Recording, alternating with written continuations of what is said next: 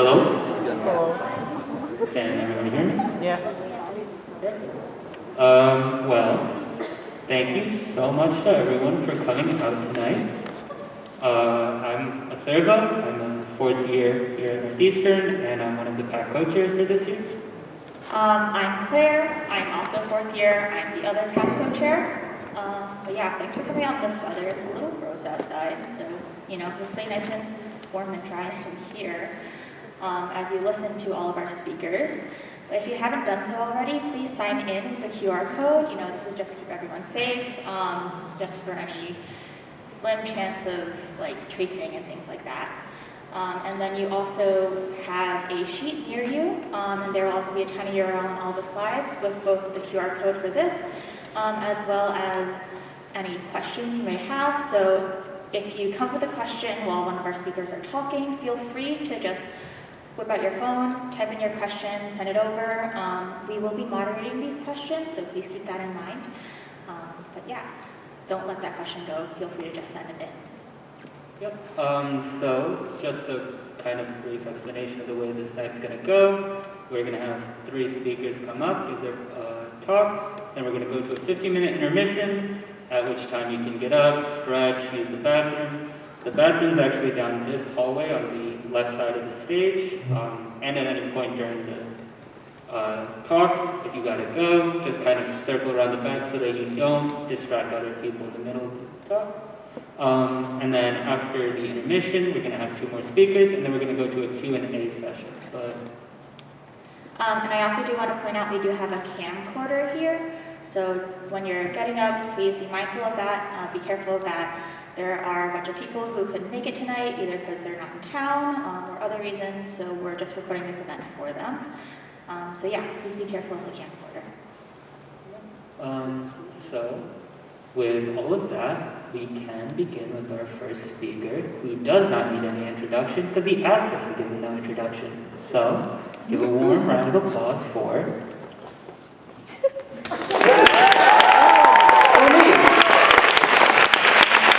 Hey guys, just a little warning about stuff. So I'm going to be talking about identity, about family acceptance, and as well as sexuality for a little bit. So just some content warnings.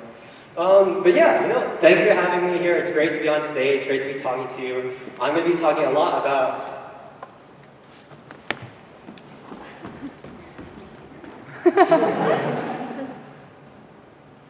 identity. So how about we just jump right into it? So the name of this talk is Who Am I Chasing Identity?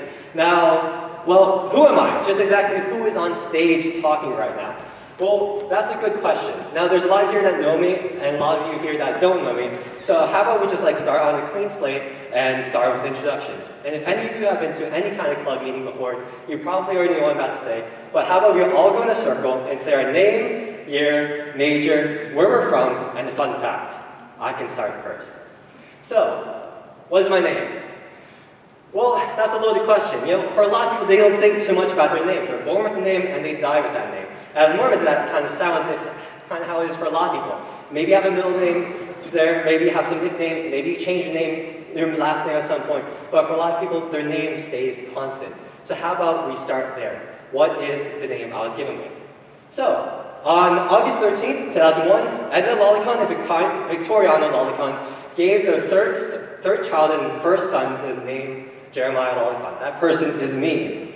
And so the story goes that when my dad was thinking of names for me, he was looking at the comic strip Zitz, in which the main character, the guy on the little couch over there, named Jeremy. And so I was named after that person. And so on everything Northeastern, everything related to the United States government, I am Jeremiah Lalicon.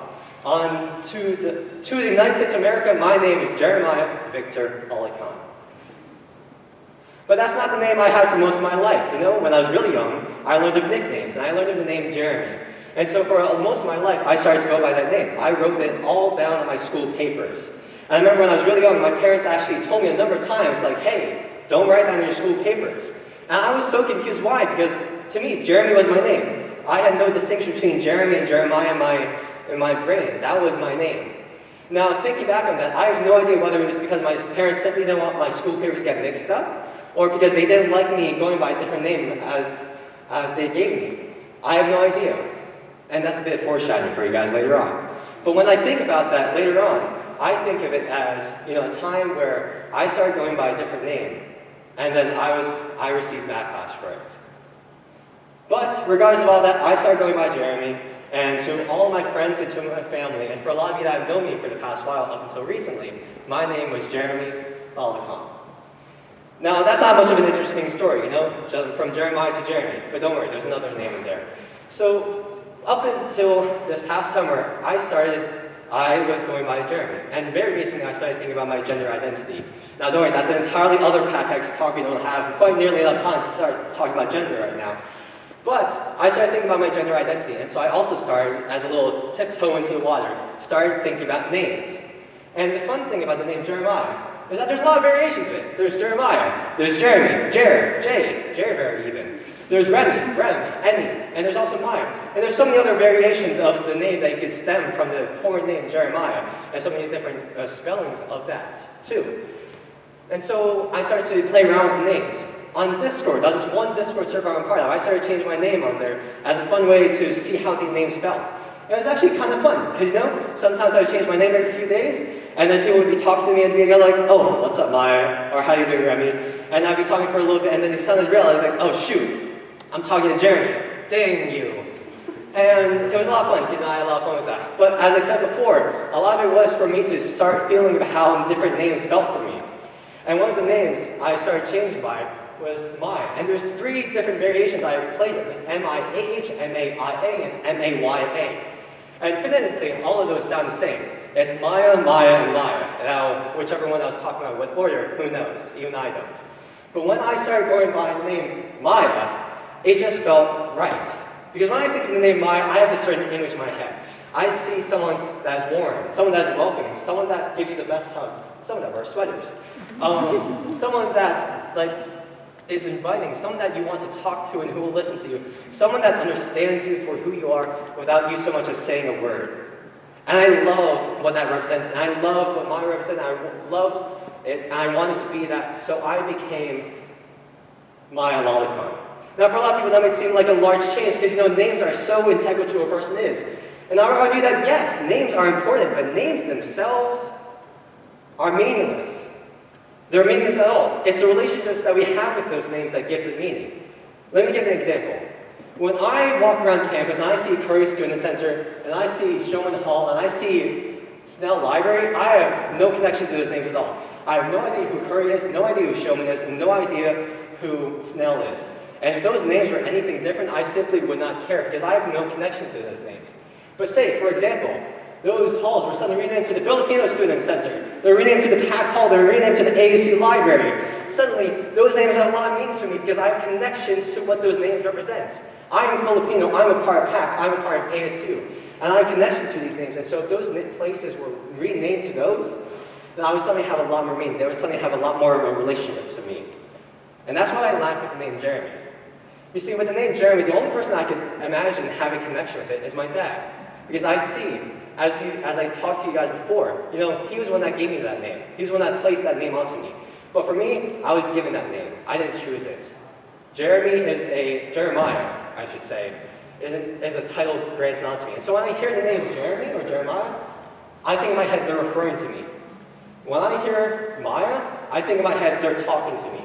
Now the line between they're referring to me and they're talking to me is a bit nuanced, but it's to illustrate it. I view it as a title, Jeremy, but when I hear Maya, it's kind of like me. It's imagine if you're online and your order number 2 is 273, and the person calls, all right, order 273, ready.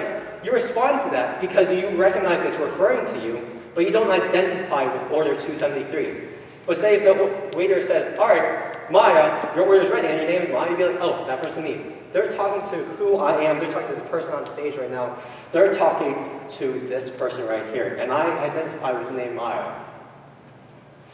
And so that comes to a large part of what I think about identity. Because I find 3 different things about identity, 3 different aspects. First one of which is when your identity is accepted, you are also accepted. Now, as I said before, this is only a recent change. I only started going by Maya up until, as of this fall semester. And this was something really new for me. And so when I started going by this new name, and I told all my friends about this, I thought it was going to take some while. I thought it was going to take a few weeks, maybe a month. Maybe it would take people a semester or even the rest of my life to know me as Mayo.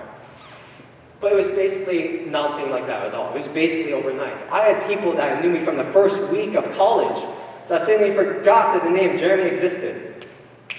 There you go. That suddenly forgot the name Jeremy existed and knew me as Maya the next minute. I had people that asked me about my pronouns. And I had only just started thinking about my gender identity, so that wasn't even something on my mind. But the fact that they asked me about it was heartwarming. It was heartwarming for them to know what questions to ask, to make sure that I felt accepted. I had people that when they accidentally slipped up and they started calling me by Jeremy, and they were corrected, they were like, oh, they weren't just like, oh, I'm sorry, Maya. They were like, oh my God, I'm so sorry, Maya. I knew that those words were sincere. I knew that every single thing that every person did when interacting with me as Maya, when asking the right questions, when making sure that what I went by was what I went by, and asking everything, asking me all these questions, and making sure that I felt welcome, it was amazing. It made the transition essentially effortless. Almost one day I was Jeremy, and then the other day I was Maya.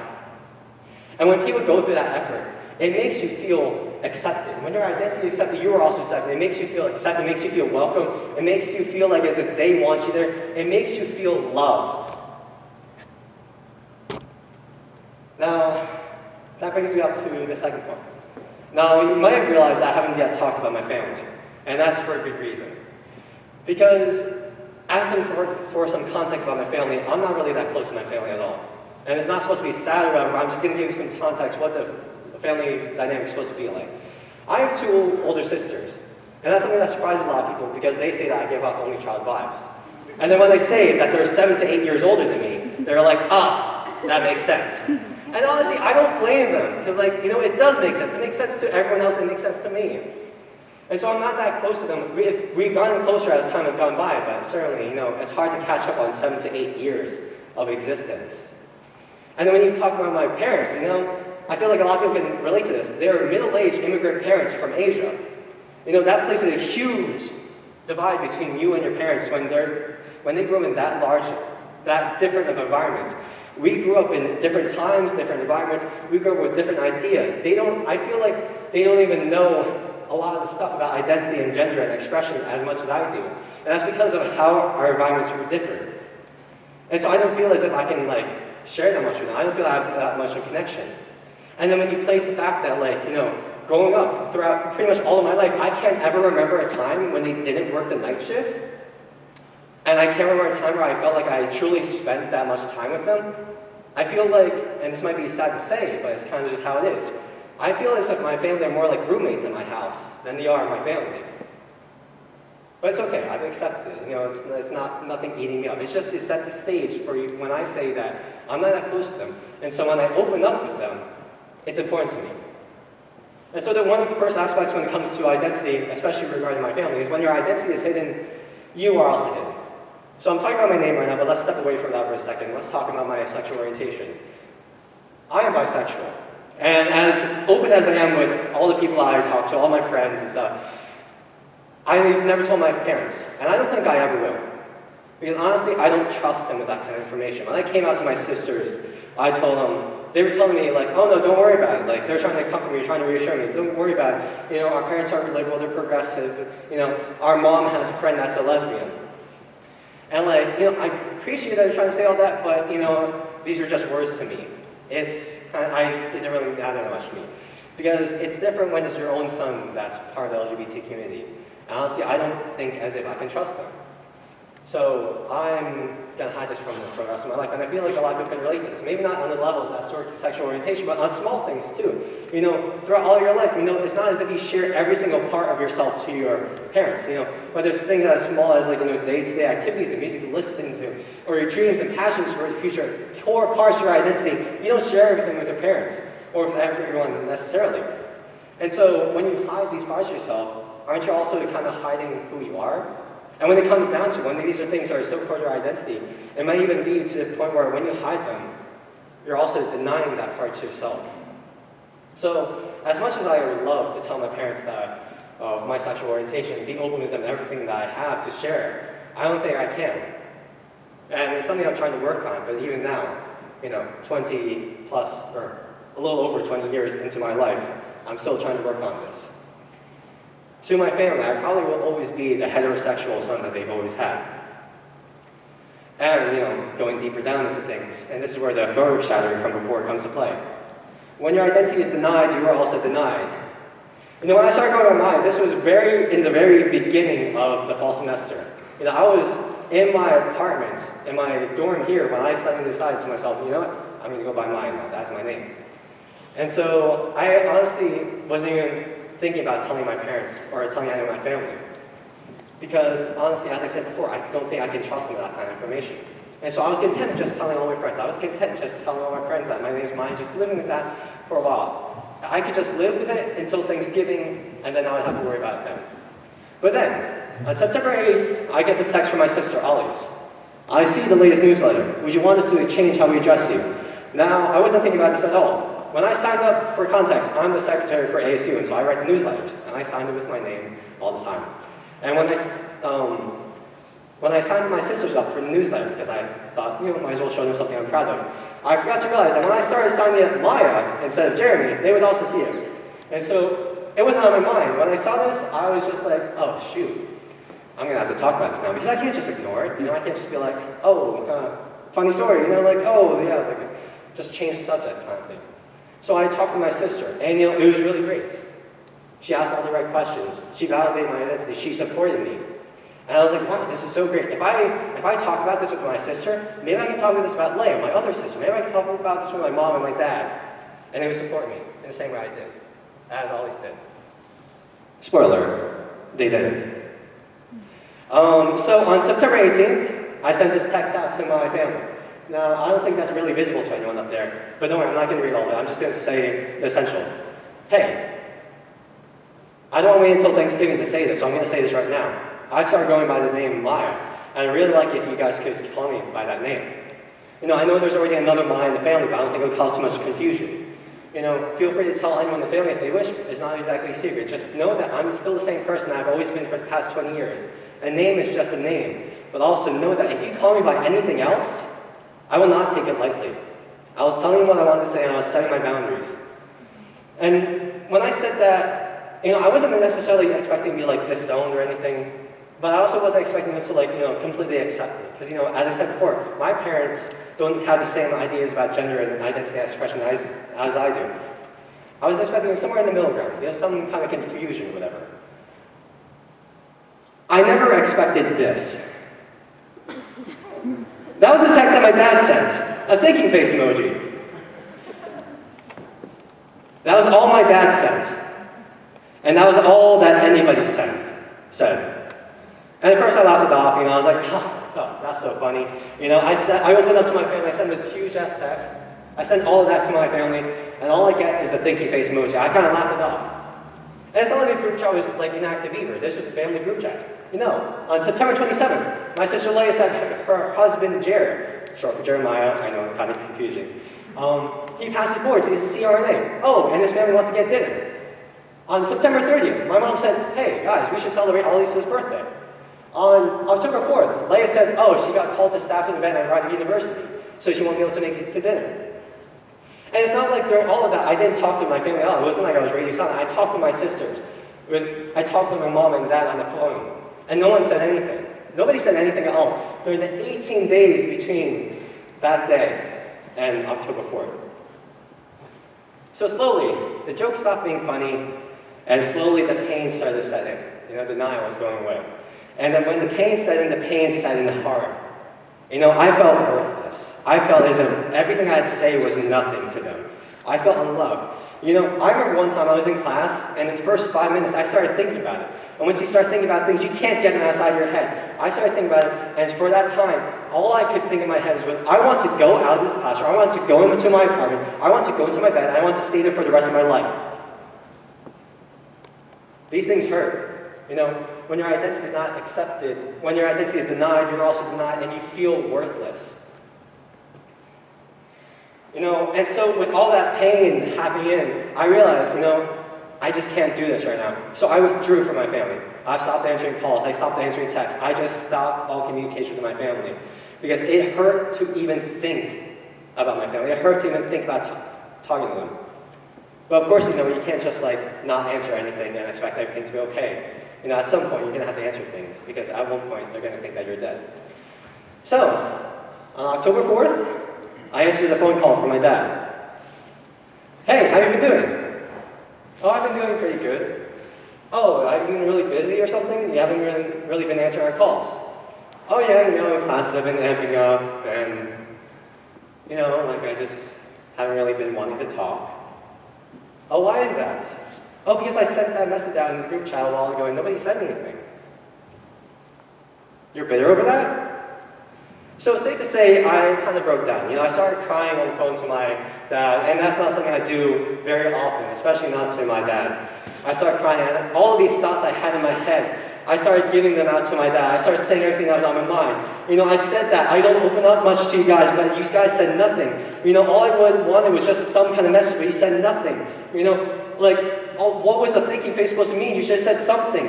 All of these things kept going out in my head. And then at one point, I noticed that nothing was verbally coming out. So many things were racing in my head, I couldn't say anything. And I realized for myself that this is not good for me. I need to stop right now because I can't spare to talk to my dad anymore. And so, at one point, I mustered all the energy I could, and I told my dad, hey, it hurts too much to talk right now. I'm going to hang up, and I'm going to call you back when it hurts less. And he tried to apologize to me. And he tried to apologize once he realized what had happened.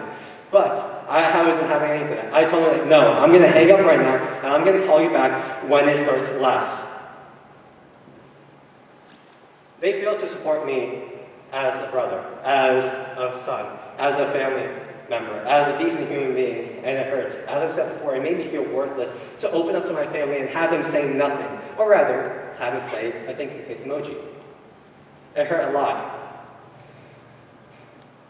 It's the middle of November now, and that date over there, October 4th, is quite a while afterwards, or quite a while before, I should say. I still haven't restored communication with my family that much.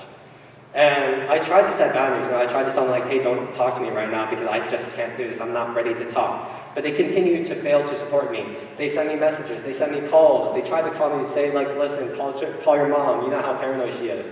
During all the time, I felt no support from me. They try to send supportive messages.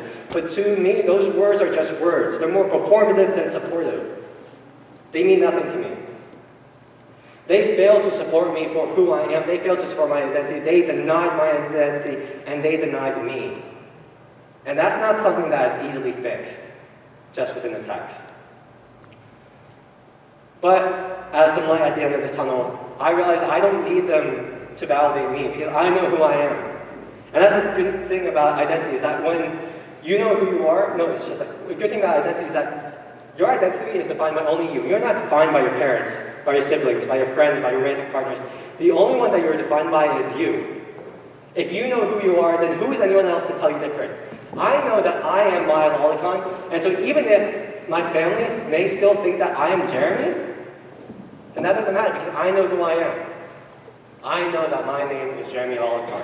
My name is Maya Lalicon. I misspoke there. Even hard for me to transition sometimes. But my name is Maya Lalicon. And so with that said, I think I've answered the question of what's my name enough. So how about we just recap? My name is Maya Lalicon.